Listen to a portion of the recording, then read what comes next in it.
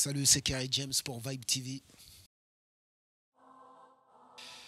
Alors, je suis là dans le cadre d'un concert organisé par l'association Epsilon, qui est une association qui a été fondée par des Français d'origine sénégalaise qui vivent en France donc, et qui a pour but de faire plusieurs actions dans le domaine du social.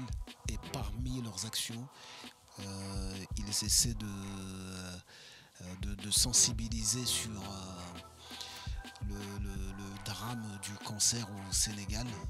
Et donc ils organisent ce concert et les fonds seront reversés pour acheter du matériel pour aider les hôpitaux. Voilà.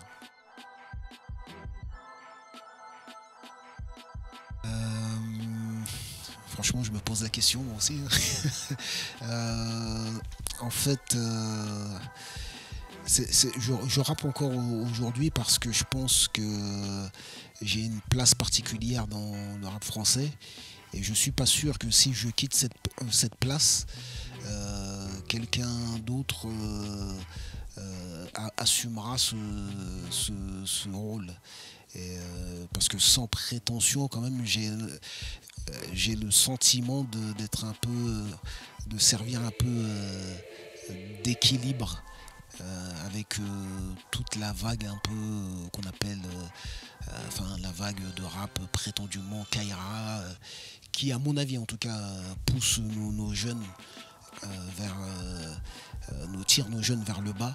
Et donc moi j'essaie de faire pencher la balance de l'autre côté, de leur proposer une autre alternative que ce rap-là. Et seulement si je quitte cette place, je suis pas sûr que quelqu'un d'autre pourra assumer ce rôle. Voilà. Donc c'est pour ça que je reste encore là sur le devant de la scène. Et puis aussi parce que j'aime bien les défis. Et, j'aime bien remonter sur le ring et remettre mon titre en jeu à chaque album. Voilà. Humainement, j'ai de très bons rapports, hein. Je m'entends quasiment avec tout le monde. Après, ils savent quelles sont mes propositions. Je ne suis pas forcément en accord avec la musique qu'ils font et les messages qu'ils véhiculent, mais humainement, je m'entends avec eux et puis je les comprends. Je suis passé par les mêmes étapes. Et puis quand je les vois, je vois des petits frères. Voilà.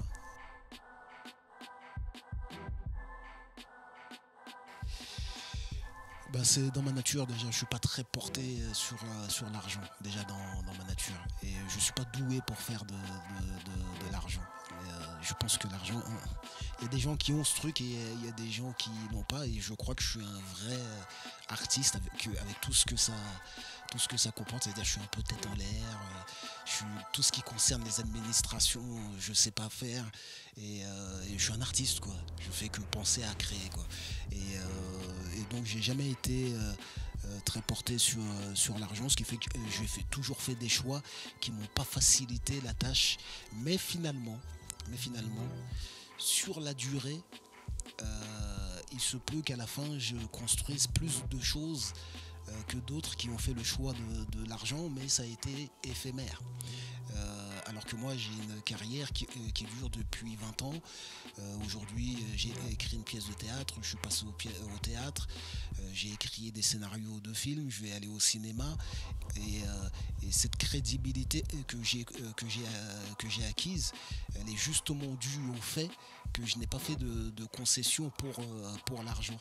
Et donc finalement quand on fera les comptes, je suis pas sûr que les autres aient gagné beaucoup plus d'argent que moi en faisant toutes les concessions qu'ils ont faites avec eux-mêmes. Voilà.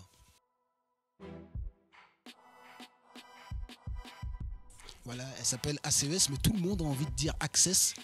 Je me demande si je vais pas changer quoi. Tout le monde l'appelle Access. Moi je dis ACES comme apprendre, comprendre, entreprendre et servir. Et tout le monde dit Access, mais ça me va, ça me dérange pas. C'est une association qui fait du soutien scolaire.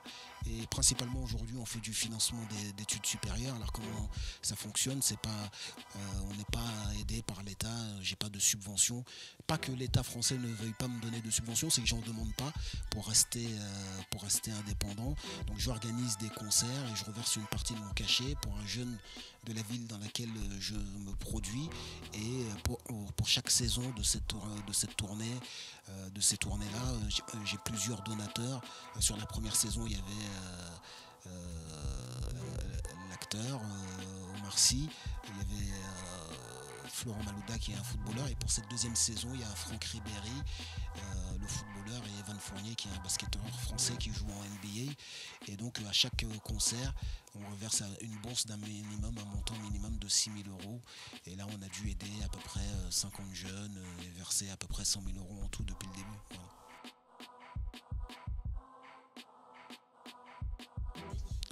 Ouais, mais oui, mais par contre, c'est important pour moi de préciser qu'on ne pourra pas tous être des footballeurs, on ne pourra pas tous être des chanteurs et des acteurs et tous dans l'artistique.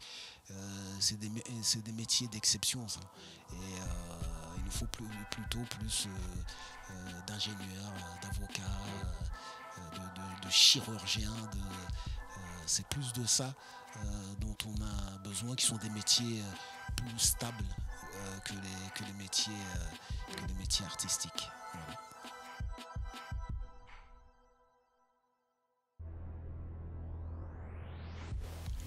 Moi, je ne connais pas bien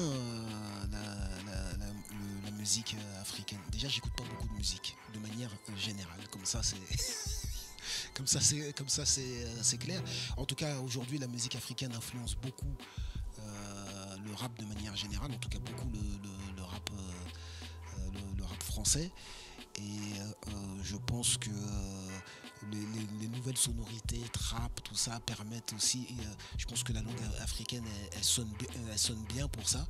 Et donc je pense que les Africains ils ont toute leur place, hein, sur le marché du rap. Voilà.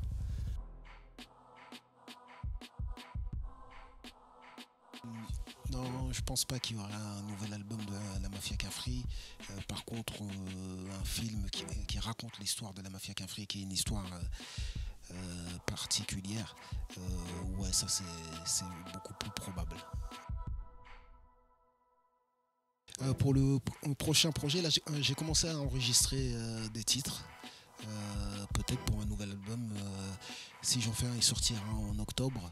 Mais je pense que le premier titre que j'ai commencé à enregistrer, il s'appelle PDM, comme pays de merde, qui est l'expression qu'a utilisée Donald Trump pour parler des pays africains et de certains pays d'Amérique du Sud. Et c'est une réponse à Donald Trump. Donc ce sera forcément un album engagé comme d'habitude.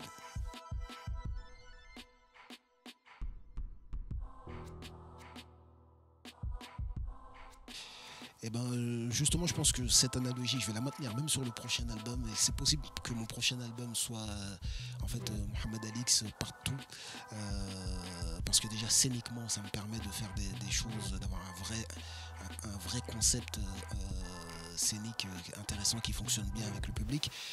Et Mohamed Ali, c'est un personnage qui pour moi est un personnage important, puisqu'il a su dire non à la guerre du Vietnam. Et lorsqu'il a dit non à la guerre du Vietnam, c'était pas quelque chose de facile. Il a risqué la prison, on lui a retiré son titre, alors qu'il était au top de sa carrière. Et il est resté sur ses positions. Et c'est pour cette capacité à dire non que que j'ai appelé mon album Mohamed Alix, et que j'ai fait cette analogie un peu prétentieuse. Voilà. 102.3, le nouveau son.